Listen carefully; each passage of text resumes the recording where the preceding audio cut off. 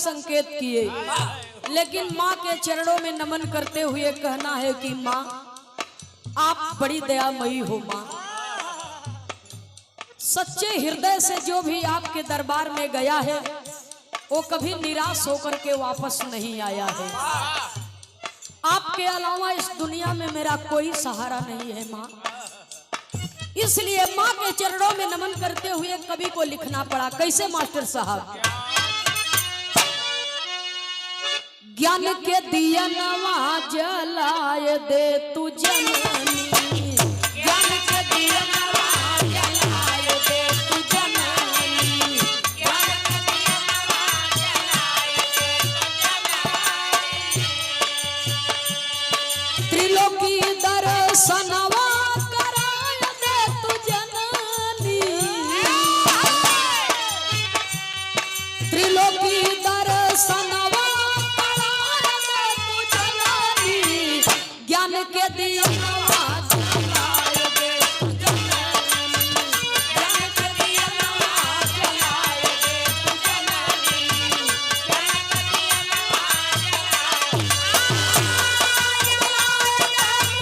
दिया नवा जलाए दे तू जननी, ज्ञान के दिया नवा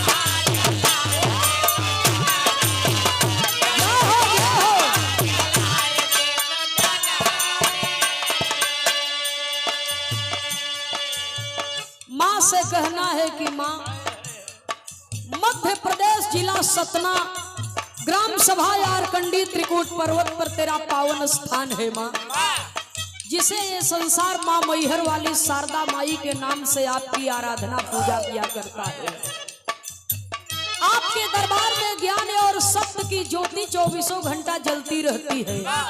जिसे भी उस ज्योति का प्रकाश मिला उसकी जिंदगी प्रकाशमय हो गई, उसका नाम युग युगांतर तक अमर हो गया। माँ मेरे भी हृदय में कुछ अरमान है। पहले बंद में कवि को लिखना पड़ा। कहना है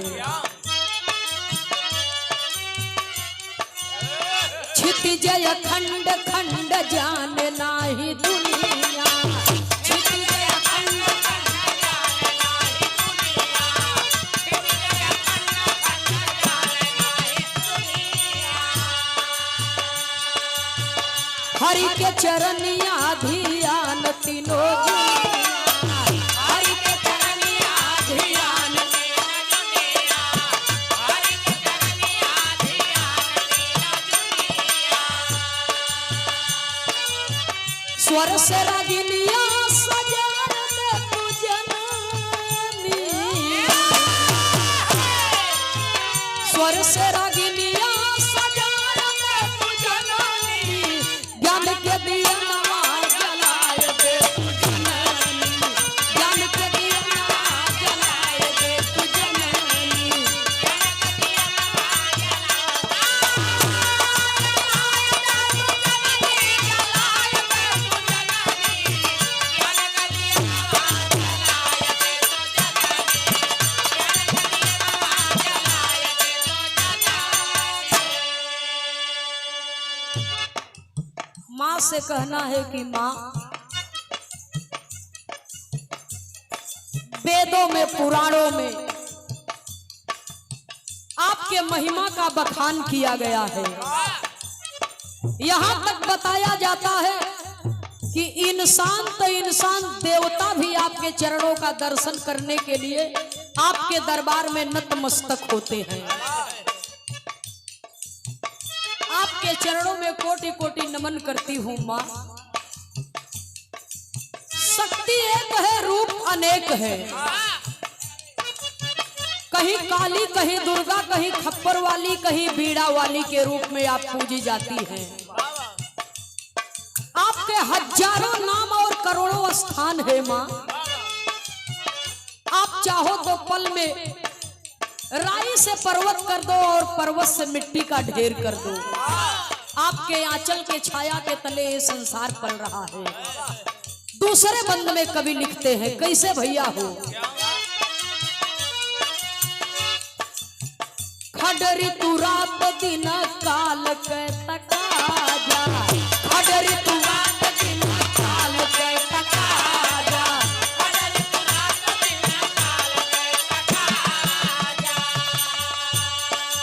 शीश धरो धराया के गीतिया गवा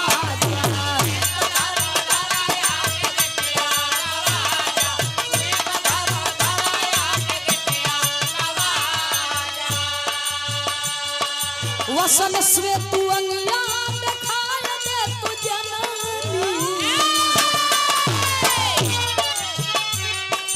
वसन श्वेत अंगिया दिखाय दे तू जननी ज्ञान के दिया जलाए दे तू जननी ज्ञान के दिया जलाए दे तू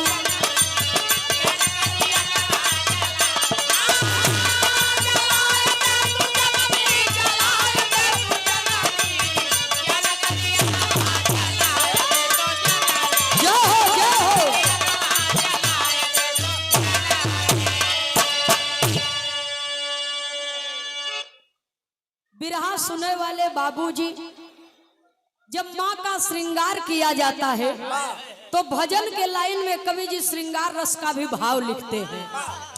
उस समय नजारा कैसा होता है मंदिर का और माँ का रूप कैसा होता है, कवि को लिखना पड़ा, कहना है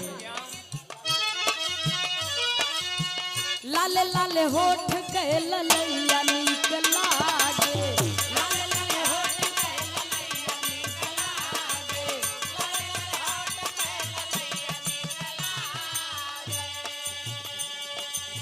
रंग रंग चूड़िया कलैया नीक लागे रंग रंग चूड़िया कलैया नीक लागे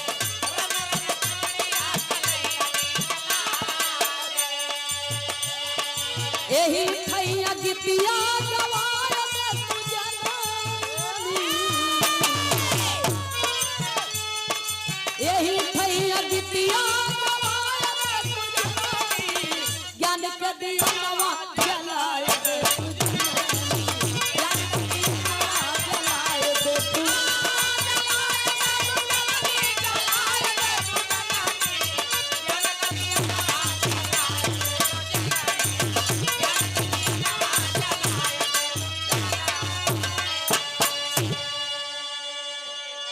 बिरहा सुने वाले बाबूजी, माई के वंदना जिंदगी भर करत रहबा ना ओराई, जिंदगी ओराई जाई लेकिन माई के भजन समाप्त न होई।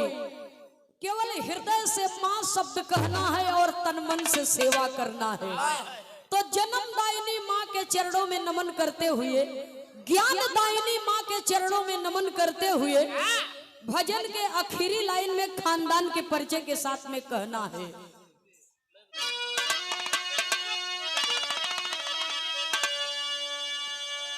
हाय नयनवा में राम बसी गए।